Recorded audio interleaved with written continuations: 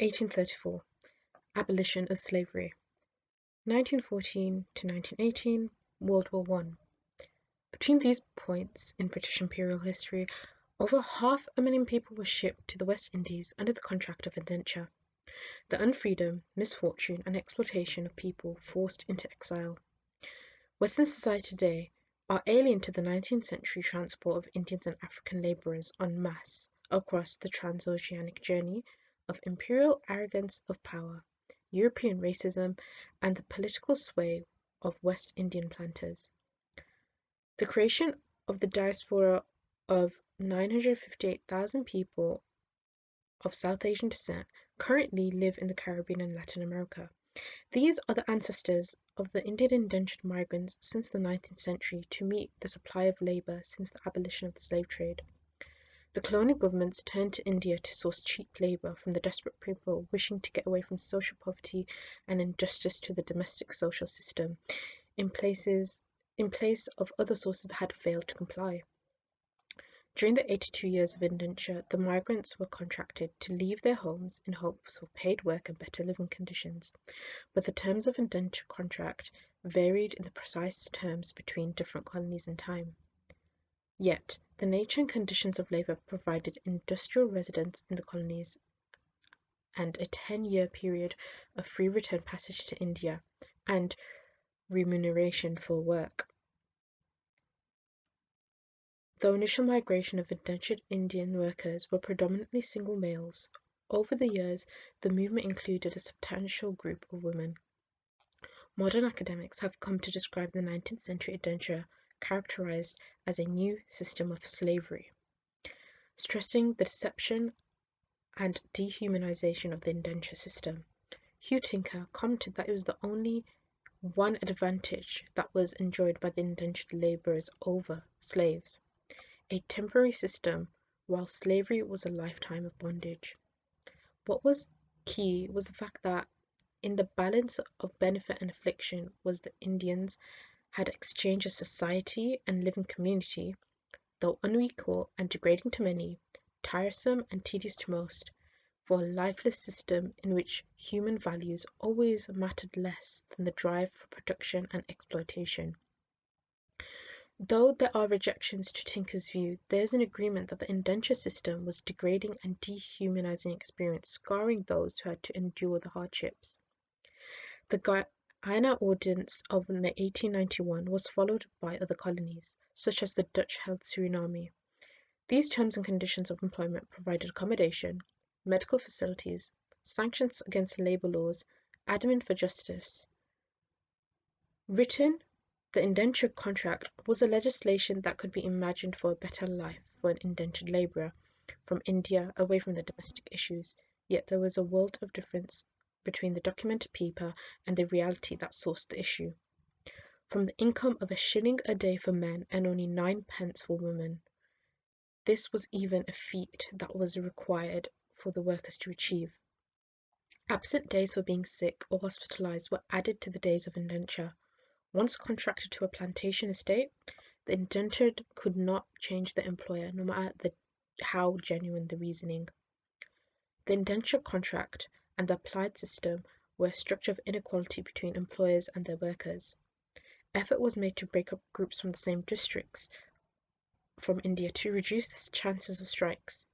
Workers began work at 5 a.m. until 4 p.m., and during harvest periods, this would be longer.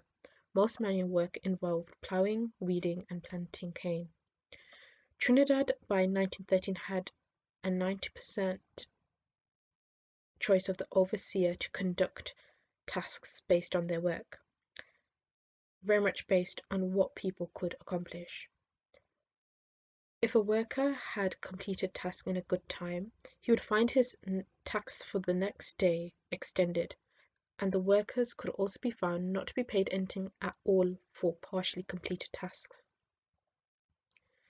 Indentured labour has come to a moral question in the 20th century. The Colonial Office in 1840 had rejected public schemes to transport contracted labourers of India and Africa to the West Indies on the basis of the contradiction of imperial policy on humane objectives.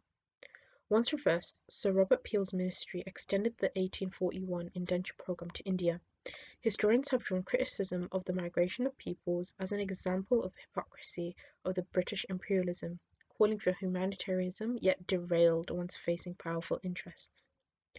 William A. Green contests this view in that in the British struggle to emancipate the transatlantic slave trade would result in an irreversible setback if this was to fail in the free sugar colonies. Thus, the indentured labour migration was disagreeable yet vital, humane in the Atlantic strategy. Eric Williams noted that Emancipation Act marked the end of the abolitionist efforts, but the British Parliament, Colonial Office, and abolitionists purposely chose to perpetuate plantation agriculture in the West Indies. The plantations were not deemed as an imperial plot for long-term economic interests. The West Indies were victims to imperial authority in the 19th century and suffered the most. Slave trade abolition in 1807, emancipation of slavery in 1834, and taking away tariff protections in 1846 were devastating to the continuous blows to the prosperity of the West Indies. Williams was assumed wrong by many that the emancipation marked the end of anti-slavery campaigns. Labour migrations were long process based on the decisions of indenture. From the Colonial Office presented with resistance to African labour and diffusing the movement faced little difficulty for Indian indenture. During the years of indentured labour migration, Tinker argues that human values mattered less than the drive for production and exploitation. Imperial Britain in the 19th century lacked interest to protecting West Indian planters and the exploitative system that the indentured labourers were placed in. Without a doubt, the British government did not and would not have reversed the full course of all efforts to rid exploitation for humanity after dismantling the system of the sugar colonies. The immigration of indentured labourers from the East India and Africa were viewed by the Colonial Office as a lesser evil. The purpose of indenture shifted the morals of the empire. Adam McCohen criticizes the Eurocentric driven international migration, emphasizing the mass intra-Asian migration. Research follows that global conflicts and capital labor migration influenced the rhetoric for migration patterns, identifying that the continuity between colonial capital and the critiques of radical post-colonial and liberal anti-imperial historians is reinforced by the ideology that these workers were ignorant to the hegemony of capital domination. The indentured contract signing to be mobilized across the seas indicated choice, yet resistance to the conditions of manual labor cannot be located by migration. These people were left no choice from the starvation and poverty faced back home. The devastating famines and the social inequalities produced by gender, religious, and caste discrimination in India were a primary cause for people to sign up for indenture. The oppressive dynamic in homelands and the need for labour abroad changed the movement of workers across the globe. The workers realised the nature of labour markets and defied the dictates of management when delivered harsh living conditions. Even though global colonial competition were vying for recruitment of Indian workers to tie to their plantations and projects in the West Indies. Indentured labour from 1834 to 1925 were not mute to colonial capitalism.